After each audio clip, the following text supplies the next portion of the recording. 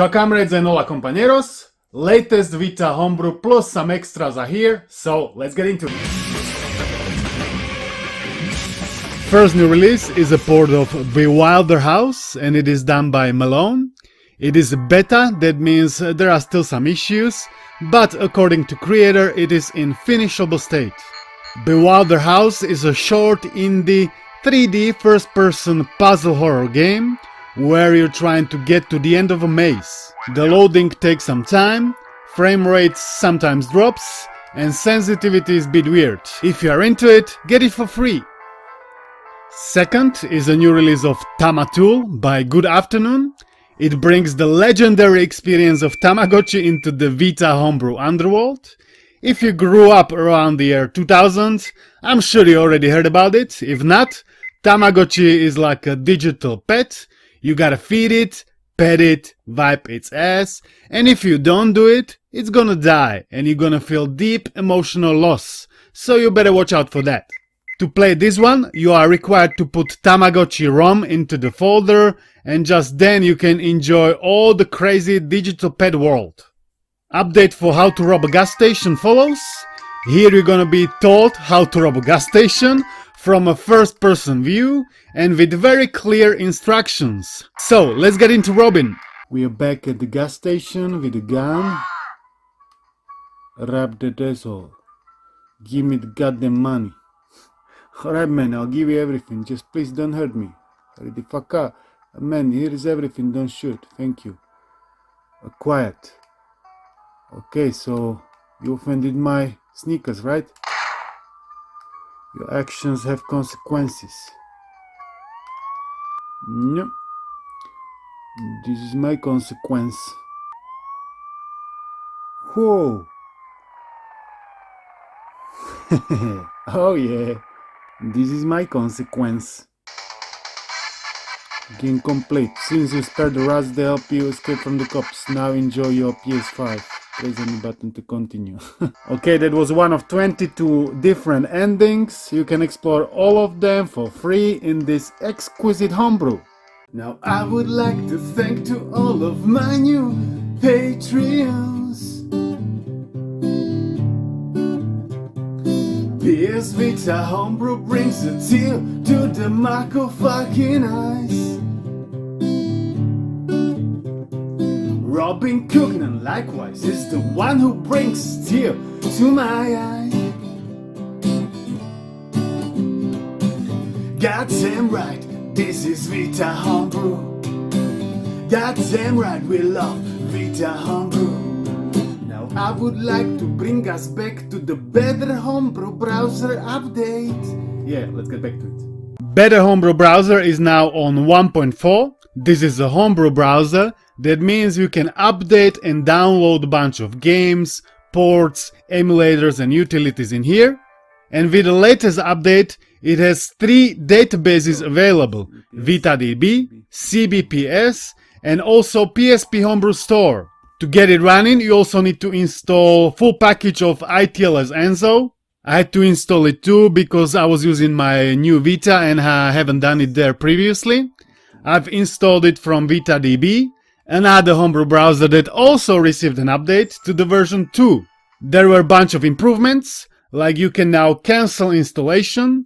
If you have circle set for confirm, the application will also respect it, and you can now also see title ID of the applications. Rin has recently changed web address for VitaDB website, and this new update makes it compatible with VitaDB downloader. Old website is still functional, but it will not be updated anymore, so if you have it bookmarked like me, you want to change it for new address. Link is down below. VitaVoyager and VitaQuake3 received updates with added support for virtual keyboard. You can make it show up whenever you have text input focused by pressing X, and the memory usage of the engines has been reduced. Always love to have some quick session to kill some Klingons. Couldn't resist this time either. Now we have a quick showcase of work in progress from Vita Nuova Discord. Looks like some guys working on a Lego Star Wars The Complete Saga Android port. He was asking for some advice in there. He shared loading screens as well as in-game picture. There is 54 frames per second, which is very promising. But as usual, this is a homebrew game, so no promises were made. The only promise in here is that it's still being worked on, which is amazing by itself. Nice showcase, brother. Keep it up. Now we have a segment of non-Vita homebrew news. Feel free to skip ahead, but I felt that it would be irresponsible from me to not mention this madman that is working on a native GTA 3 port for Dreamcast. When I first saw it on the Twitter, I couldn't believe my own eyes. The guy is surely doing some wizardry in there. The port now runs even on a real Dreamcast, which is mind-blowing. The main issue in here, I would guess, is RAM usage, cause same like in the many Vita ports, developer is trying to achieve something that this game just hasn't been designed for. He has to use all kinds of workarounds to bypass the limitations of the hardware. Still, the progress is real and the achievements are palpable. Can't wait for upcoming update for RE GTA 3 DC, cause this kind of wizardry truly impresses me. Amazing project, brother, keep going, big thumbs up. While we are at the impossible ports, another madman is porting Super Mario 64 to Game Boy Advance. Well, it's not like a direct port, it's like a demake. He's building it from the ground up, from the scratch. He made a nice YouTube video where he explained every little detail about it, what he was working on, what are his plans, what features have been implemented. Mario can triple jump, long jump, ground pound, etc. I would definitely recommend you to check out these videos. There are more of them. If you like this kind of topic, they are really intriguing. Game Boy Advance has single core 32-bit processor running at 16 MHz, there is no GPU to render polygons, and I'm sure it provides a humongous challenge to recreate Super Mario 64 physics and looks into GBA world. I remember the guy that was working on an Open Lara, aka Tomb Raider port for GBA. That one was also breaking every boundary possible in terms of what can and cannot be done on real GBA hardware. Another amazing project, I'm loving it, I wish I could try it out.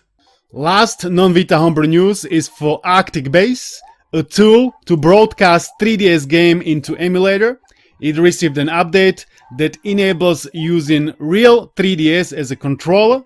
You can use its buttons, touchscreen, accelerometer, gyroscope, you can use everything. Today there were some nice Impossible Ports updates, but I'm sure you're waiting for Impossible Vita Port update, and it's coming right up. Impossible Simpsons Hit&Run Vita Port received an update to 0.6.1, big up to Zeno for keeping at it.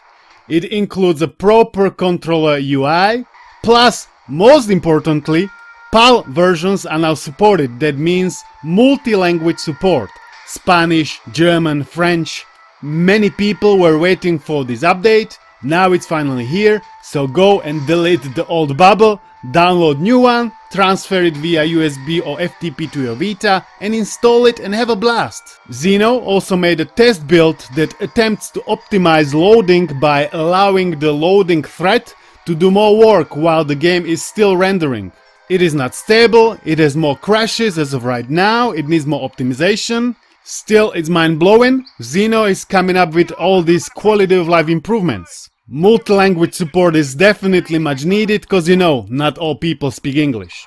Switch build also received an update. I haven't got time to check it out, but I will do, shortly. That's it for this video. If you're enjoying this kind of content and you wanna see more, consider becoming Patreon or join. It truly makes a difference. I would like to thank you all for watching, thanks to channel members and Patreons for their support. Like, comment, subscribe, all the good stuff. If you haven't seen my previous Ultimate Modded PSP video, there is wireless charging, IPS LCD, check it out right here, and I'll see you in the next one. Peace. Kamaráde, funguje to, ale do kopca to nezvládam ani nič iného, len takto, po rovine.